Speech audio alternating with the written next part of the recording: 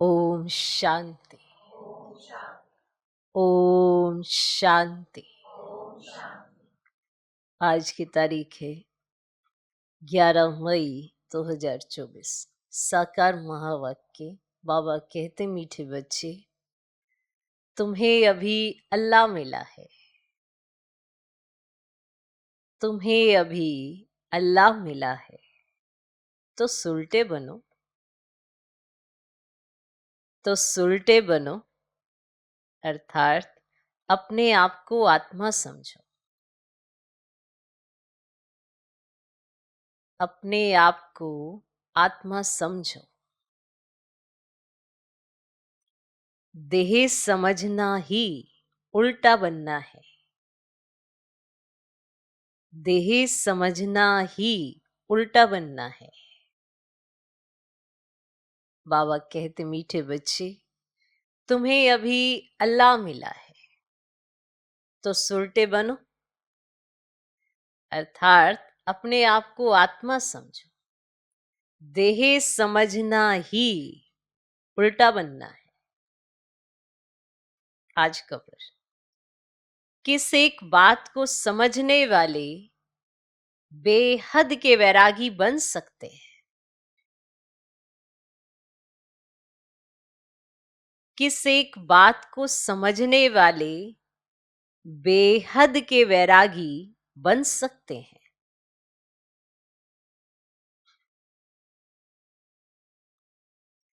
उत्तर, पुरानी दुनिया अब होपलेस है।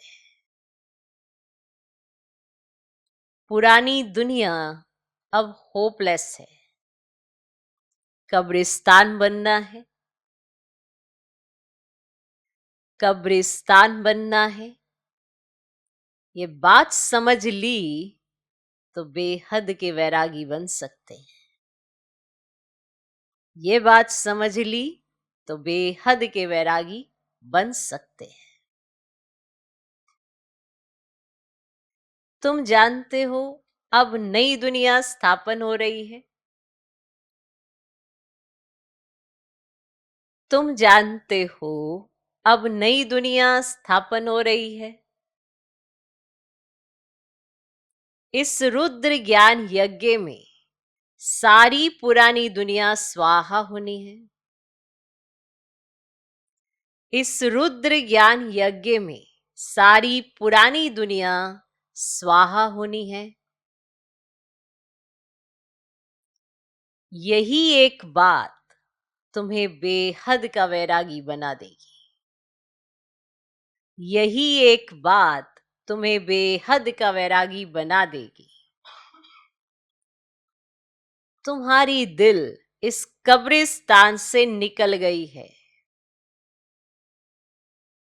तुम्हारी दिल इस कब्रिस्तान से निकल गई है।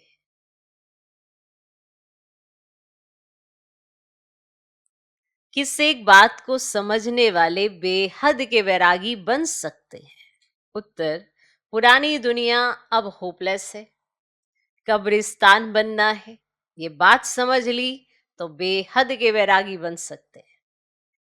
तुम जानते हो, अब नई दुनिया स्थापन हो रही है। इस रुद्र ज्ञान यज्ञ में सारी पुरानी दुनिया स्वाहा होनी है। यही एक बात तुम्हें बेहद का वैरागी बना देगी। तुम्हारी दिल इस कब्रिस्तान से निकल गई है। तो बेहद का वैरागी कैसे बनना है? किस बात को समझने से बनना है? क्या बात आपको समझ आ गई तो आप बेहद के वैरागी बन गए? चाहता तो हर कोई है मैं बेहद का वैरागी, पर ये बात समझने की जरूरत है ना। तो जब समझ आए तो बने, तो क्लियर है। ओम शांति। यूं तो है डबल ओम शांति, क्योंकि दो आत्माएं हैं। डबल ओम शांति है क्योंकि दो आत्माएं हैं। दोनों आत्माओं का स्वधर्म है शांत।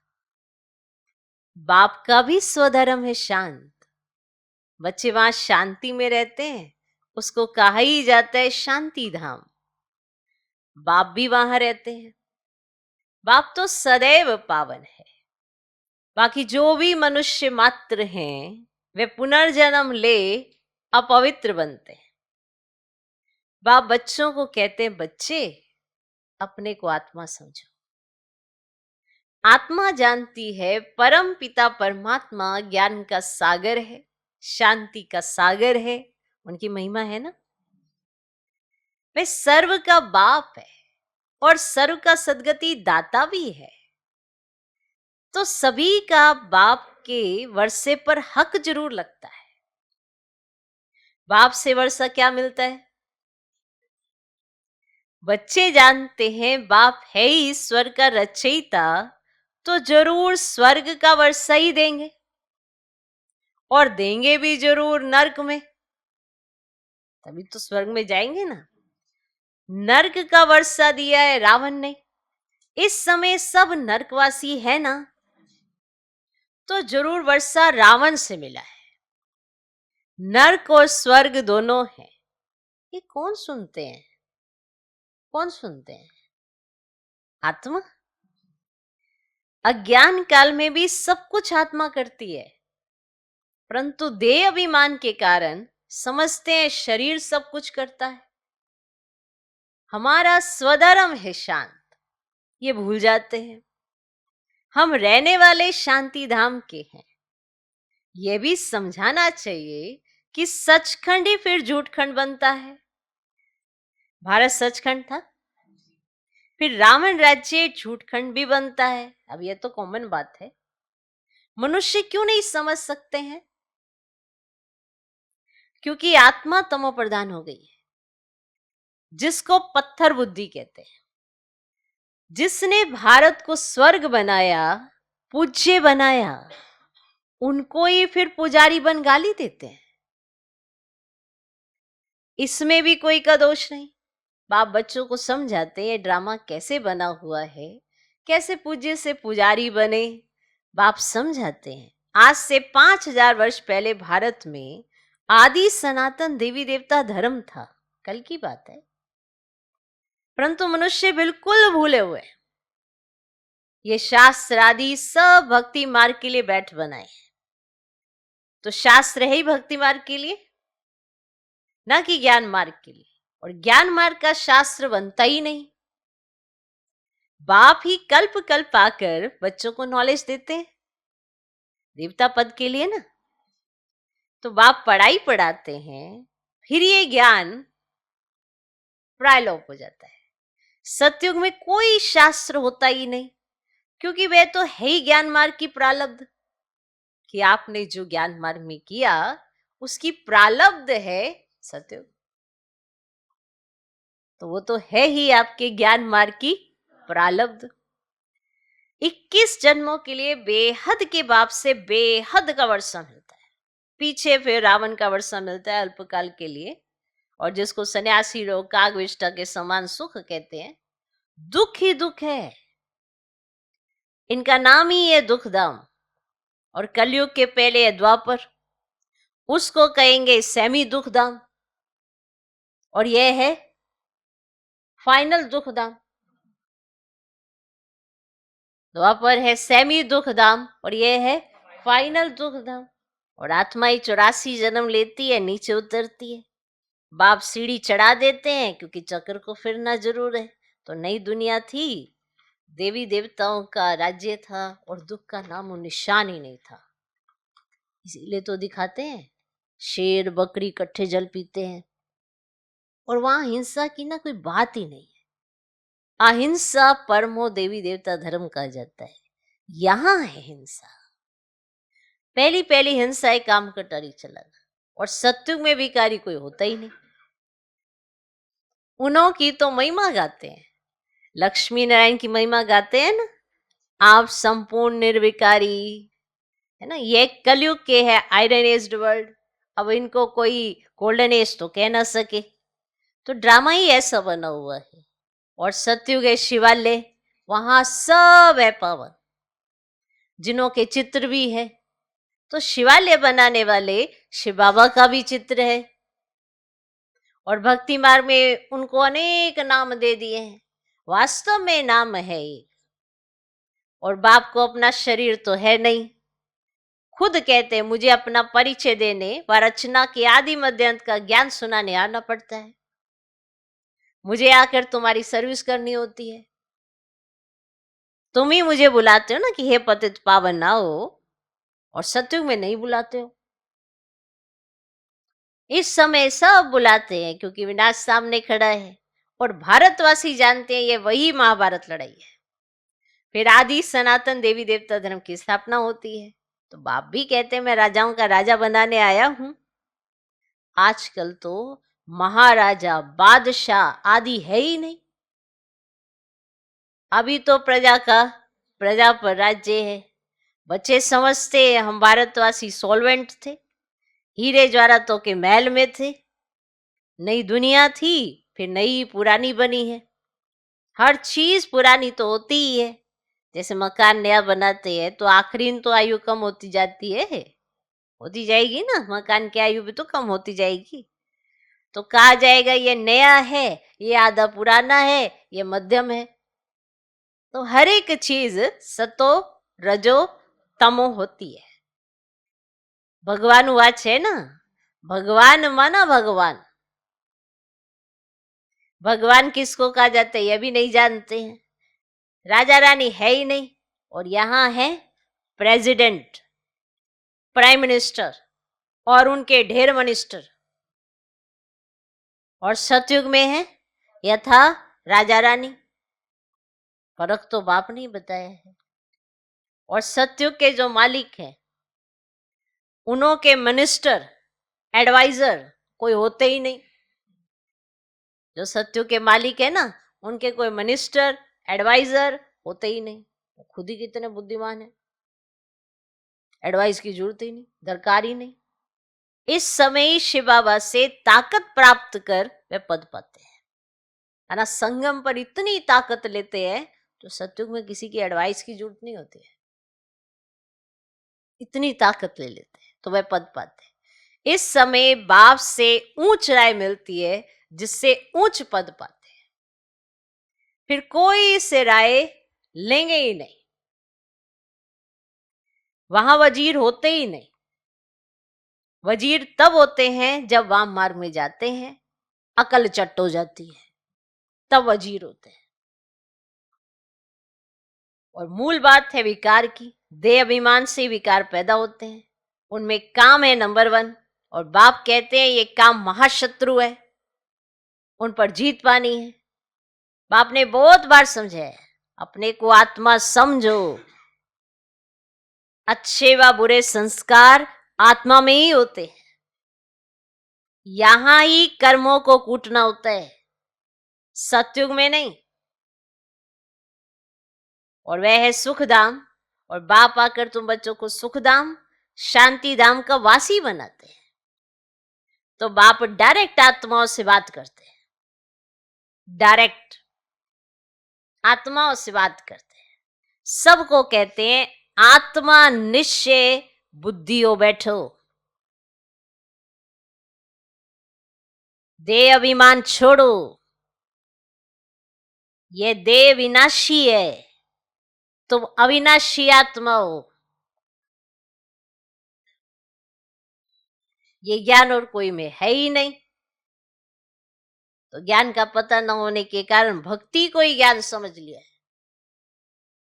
अब तुम बच्चे समझते हो भक्ति अलग है, ज्ञान अलग है, समझते हो। और ज्ञान से ही सदगति होती है। तो भक्ति का सुख है अल्पकाल के लिए, क्योंकि पापात्मा बन जाते, विकार में चले जाते हैं। और आधा कल्प के लिए बेअद का वर्षा मिला, वह पूरा हो गया। अब फिर बाप वर्षा देने आए हैं जिसमें पवित्रता, सुख, शांति सब मिल जाती है। बच्चे तुम जानते हो ये पुरानी दुनिया तो कब्रिस्तान बननी ही है। अब इस कब्रिस्तान से दिल हटाए, परिस्तान नई दुनिया से ममत्व लगाओ। जैसे लौकिक बाप नया मकान बनाते हैं ना, तो बच्चों का बुद्धि योग पुराने मकान से निकल नए मकान में लग जाता है। ऑफिस में बैठा होगा तो भी बुद्धि नए मकान में ही होगी। बैठा ऑफिस में है तो भी बुद्धि नए मकान में होगी। तो वह है हद की बात, और बेहद का बाप तो नई दुनिया स्वर्ग रच रहे हैं और कहते हैं अब पुरानी दुनिया से संबंध तोड़, एक मुझ बाप से जोड़ो, और तुम्हारे लिए नई दुनिया स्वर्ग स्थापन करने आया हूं। अब ये सारी पुरानी दुनिया इस रुद्र ज्ञान यज्ञ में स्वा होनी है। ये सारा झाड़ तमो प्रधान जड़ जड़ीभूत हो गया, अब फिर नया बनता है। तो बाप समझ जाते हैं ना, ये है ना नई दुनिया की बात है। तो जैसे मनुष्य बीमारी में भी होपलेस हो जाते हैं ना, समझते हैं इनका बचना मुश्किल है, वैसे दुनिया भी अब होपलेस है, कब्रिस्तान बनना है, फिर इनको याद क्यों करना चाहिए। तो ये है ना बेहद का सन्यास। वह हठ योगी सन्यासी सिर्फ घर बार छोड़ जाते हैं, तुम पुरानी दुनिया का ही सन्यास करते हो और पुरानी दुनिया से नई दुनिया हो जाती है। सोचो वो तो घर बार ही छोड़ते हैं, तुम तो पुरानी दुनिया ही भूल जाते हो। तो हुआ ना बेहद का सन्यास। तो बाप कहते हैं हम तो ओबीडिएंट सर्वेंट हो, मैं बच्चों की सर्विस में आया हूं, मुझे बुलाया है बाबा, हम पतित बन गए हैं, आप पतित दुनिया और पतित शरीर में आओ। निमंत्रण देखो कैसे देते हैं। दुनिया पतित है, हाँ? शरीर भी पतित है, इसमें आओ बाबा। निमंत्रण भी देखो कैसा देते हैं। पतित बनाने वाला रावण है जिसको जलाते रहते हैं, ये बहुत कड़ा दुश्मन है, और जब से ये रावण आया है तुमको आदि मध्य अंत दुख मिला है, विषय सागर में गोते खाते रहते हो। अब बाप कहते हैं विष छोड़ ज्ञानामृत पियो। आधा कल्प रावण राज्य में तुम विकारों के कारण कितने दुखी बन गए हो, इतने मत वाले बन जाते हो जो गाली बैठ देते हो, गाली भी इतनी देते हो, कमाल करते हो, जो तुमको पावन विश्व का मालिक बनाते हैं उनको सबसे जास्ती गाली देते हो। मनुष्यों के लिए तो कहते हो 84 लाख योनियां, और मुझे सर्वव्यापी कह देते हो। माना ये सर्वव्यापी क्या है, ये कोई ऊंचा मान है? माना जो गलत कर्म भी करे उसमें भी तुमने भगवान को बिठा दिया। तो ये कोई अच्छी बात है? और फिर मनुष्य कह रही है तो सब भगवान ही करा रहा है। माना कोई उल्टा कर्म करे वो भगवान करा रहा है, सब अगड़म बगड़म कर दिया, कितना मान खत्म किया देखो। सोच के तो देखो ना, कोई उल्टा कर्म करता है तो कहते देखो कैसा है इसने उल्टा, फिर कोई उसे कह दे अरे इसमें भी भगवान है, इसमें कैसे भगवान हो सकता है, भगवान तो अलग है ना, भगवान किसी मनुष्य आत्माओं में नहीं है, इसलिए का ये सर्वव्यापी कोई मान नहीं है।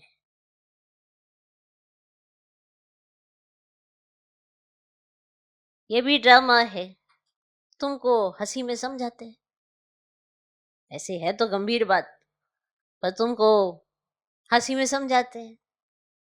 अच्छे अथवा बुरे संस्कार स्वभाव आत्मा के ही होते हैं। अच्छा स्वभाव संस्कार, बुरा स्वभाव संस्कार ये आत्मा के होते हैं।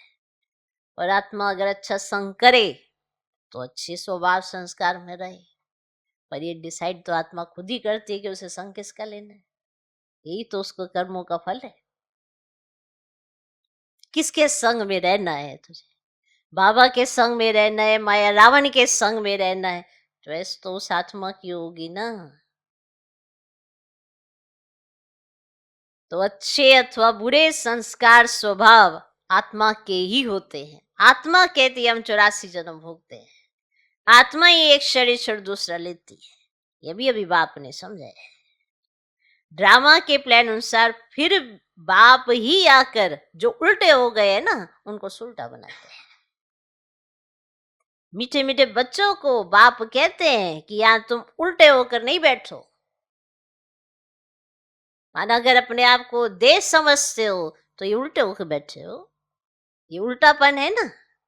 अपने को वो समझो तुम हो जो आत्मा हो ना, तो सुलटे होकर बैठो, अपने को आत्मा समझो। अब तुमको अल्लाह बाप मिला है जो सुलटा बनाते हैं, रावण उल्टा बनाते हैं। फिर सुलटा बनने से तुम सीधे खड़े हो जाते हो। सुलटे हो गए ना तो पता पड़ गया कैसे खड़ा होना है। ये एक नाटक है, ये ज्ञान बाप भी बैठ बताते हैं।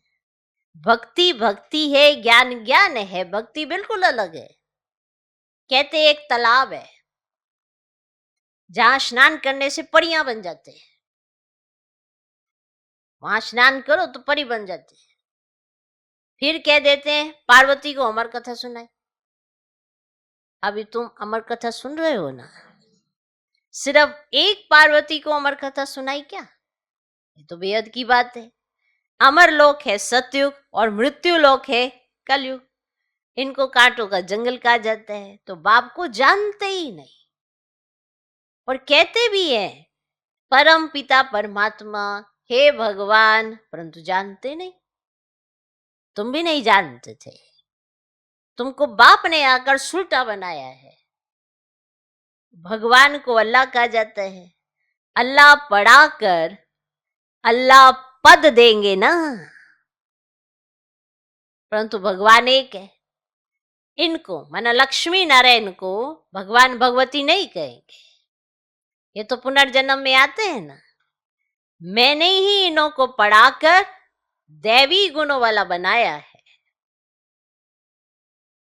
इन्होंने पढ़ा, दैवी गुण धारण किए, फिर ऐसा पद पाया।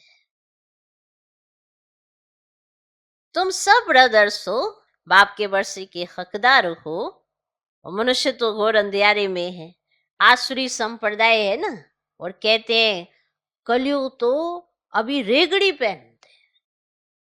माने जैसे छोटे बच्चे घुटनों के बल चलता है ना, तो वो समझते अभी तो रेगड़ी पहने, अभी तो चलना है, बड़ा होना है, बूढ़ा होना है। इसने किसने? कलयुग में।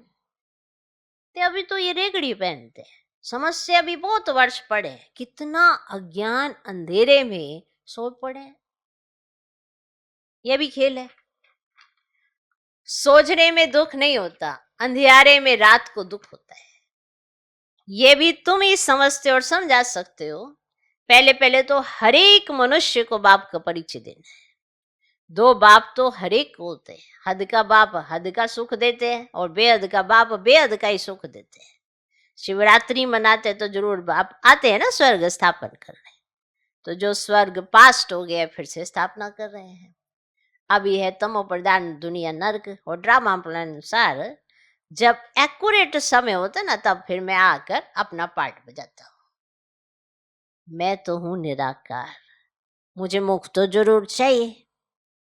और बैल का मुख थोड़ा ही होगा, है ना। मैं मुख इनका लेता हूं जो बहुत जन्म के अंत के जन्म में वानप्रस्थ अवस्था में इनमें प्रवेश करता।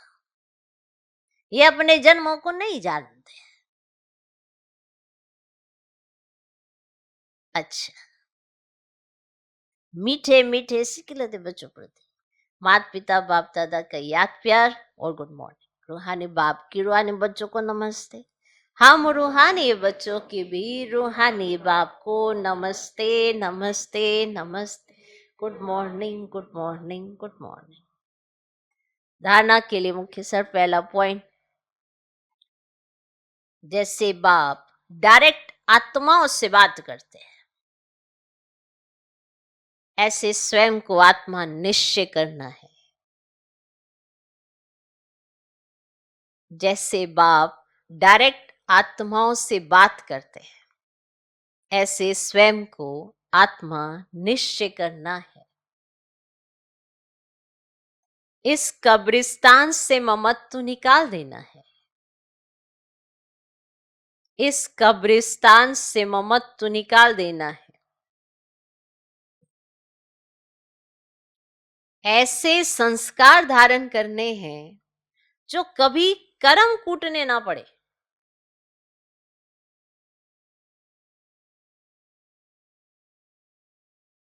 ऐसे संस्कार धारण करने हैं जो कभी कर्म कूटने ना पड़े। माना ऐसा कोई कर्म ना हो जाए जो बाद में पछताना पड़े। इसीलिए दैवी गुणों को धारण करेंगे तो हर कर्म श्रेष्ठ होगा। तो जैसे बाप डायरेक्ट आत्माओं से बात करते हैं, ऐसे स्वयं को आत्मा निश्चय करना है, इस कब्रिस्तान से ममत्व निकाल देना है, ऐसे संस्कार धारण करने हैं जो कभी कर्म कूटने ना पड़े। दूसरा पॉइंट, जैसे बाप ड्रामा पर अटल होने कारण किसी को भी दोष नहीं देते।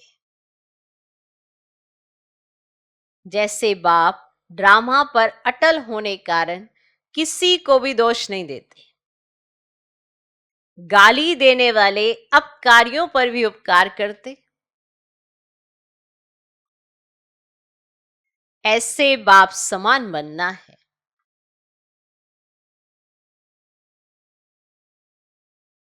इस ड्रामा में किसी का दोष नहीं, यह एक्यूरेट बना हुआ है। जैसे बाप ड्रामा पर अटल होने कारण किसी को भी दोष नहीं देते, गाली देने वाले अपकारियों पर भी उपकार करते, ऐसे बाप समान बनना है। इस ड्रामा में किसी का दोष नहीं, यह एक्यूरेट बना हुआ है। आज का वरदान, हर कदम में वरदाता से वरदान प्राप्त कर मेहनत से मुक्त रहने वाले अधिकारी आत्मा भव। हर कदम में वरदाता से वरदान प्राप्त कर मेहनत से मुक्त रहने वाले अधिकारी आत्मा भव। जो हैं ही वरदाता के बच्चे, उन्हों को हर कदम में वरदाता से वरदान स्वतः ही मिलते हैं। वरदान ही उनकी पालना है। वरदानों की पालना से ही पलते हैं। बिना मेहनत के इतनी श्रेष्ठ प्राप्तियां होना, इसे ही वरदान कहा जाता है। बिना मेहनत के इतनी श्रेष्ठ प्राप्तियां होना, इसे ही वरदान कहा जाता है। तो जन्म जन्म प्राप्ति के अधिकारी बन गए। हर कदम में वरदाता का वरदान मिल रहा है और सदा ही मिलता रहेगा। अधिकारी आत्मा के लिए दृष्टि से, बोल से, संबंध से वरदान ही वरदान है। सोचो, वरदाता बाप आपका, तो वरदानों से झोली आपकी खाली कैसे रहेगी? आपका जन्म ही वरदानों से हुआ है, आपकी पालना भी वरदानों से हो रही है। हर कर्म में आपको सफलता मिलती है, वो भी वरदानों से मिल रही है। आपको बिना किसी मेहनत के वरदान चला रहे हैं। इतनी भाग्यशाली आत्माएं हैं। संगम पर बहुत बड़े से बड़ी लॉटरी है कि आप वरदानों से ही अपना जीवन जी रहे हैं। उन वरदानों को अपना मानकर चलने वाली आत्मा ही तो वरदाता बाप की लाडली कहलाई जाएगी। ऐसे मानो ही मेरे पास बहुत वरदान है और प्रैक्टिकल में वो यूज ही ना करता हो, महसूस ही नहीं कर पाता हो, फिर तो वरदान नहीं है ना उसके पास। तो देख लें, हमारा जन्म वरदानों से हुआ है। जन्मते ही वरदान मिले हैं और वरदानों से ही चल रहे हैं, इसीलिए मेहनत नहीं करनी पड़ी है कोई भी। बाबा के बन जाते हैं ना, कोई मेहनत नहीं। बाबा हमारी झोली भरता जाता है बिना किसी मेहनत के। आपको क्या मेहनत है ये बाबा ने? कोई मेहनत नहीं। आज का स्लोगन, समय की रफ्तार के परमान पुरुषार्थ की रफ्तार तीव्र करो। समय की रफ्तार के परमान पुरुषार्थ की रफ्तार तीव्र करो। देखो, जैसा समय होता है वैसा तीव्रता लानी होती है। सही होता है ना? अब पुरुषार्थ की गति हो स्लो और समय भाग रहा है बहुत तेज तेज, तो फिर पीछे रह जाएंगे। तो पुरुषार्थ समय के आधार पर आप देख तो लो, कि मेरा पुरुषार्थ कैसा चल रहा है। जैसा समय तेज चल रहा है, क्या मेरा पुरुषार्थ भी वैसा तेज चल रहा है, या मैं पुरानी व्यर्थ की बातों में, इधर उधर की बातों में अपना समय वेस्ट कर रही है आत्मा। जरूर चेक करना चाहिए कि समय क्या है और मेरा पुरुषार्थ क्या है। तो समय की रफ्तार के प्रमाण पुरुषार्थ की रफ्तार तीव्र करो, क्योंकि समय तो बहुत तीव्र गति से बढ़ रहा है। बढ़ रहा है ना, बढ़ रहा है ना। अब इसी वर्ष में देखो कैसे बढ़ गया। अभी तो देखो, अभी तो आप नया साल मुबारकबाद कर रहे थे, और अभी देखो ये 4-5 मास कैसे बीत गए। हर कोई ये मानेगा ये बात। तो माना समय हर किसी को मनवा रहा है कि ये आगे बढ़ता जा रहा है। तो ऐसे ही आपका पुरुषार्थ भी मनवाए ना, कि चाहे समय बढ़ रहा है तो आप भी बढ़ रहे हो। ये ना हो समय तो बढ़ता जाए और आप ठहर जाएं, तो फिर पिछड़ जाएंगे। अब जैसे बच्चे पढ़ाई करते हैं तो उन्हें दिखता है ना कि अरे एग्जाम आने वाले हैं, टेस्ट होने वाला है, तो क्या करते हैं वो अपने पुरुषार्थ की रफ्तार माना बढ़ाते हैं या कम कर देते हैं। फेल थोड़ा होना है। जो कम कर देते हैं वो फेल हो जाते हैं, जो बढ़ा देते हैं वो स्कॉलरशिप लेते हैं। तो समय को देखकर ही पढ़ाई करते हैं ना वो, देखते हैं और आगे बढ़ते जाते हैं। कभी थोड़ी सी मार्जिन होती है तो इधर खेल कूद लेते हैं, अगर नहीं होती है मार्जिन तो क्या करते हैं, सब जगह से बुद्धि हटाए पढ़ाई में लगा देते हैं। क्यों करते हैं ऐसा? क्योंकि मालूम है कि समय ने थोड़ा रुकना है, और मैं रुक गया तो सब कुछ रुक जाएगा। तो समय तो तीव्र गति से बढ़ रहा है, तो क्या मेरा पुरुषार्थ भी उसी तीव्र गति से बढ़ रहा है? ये जरूर चेक कर लेना चाहिए। तो समय की रफ्तार के प्रमाण पुरुषार्थ की रफ्तार तीव्र करो। ओम शांति।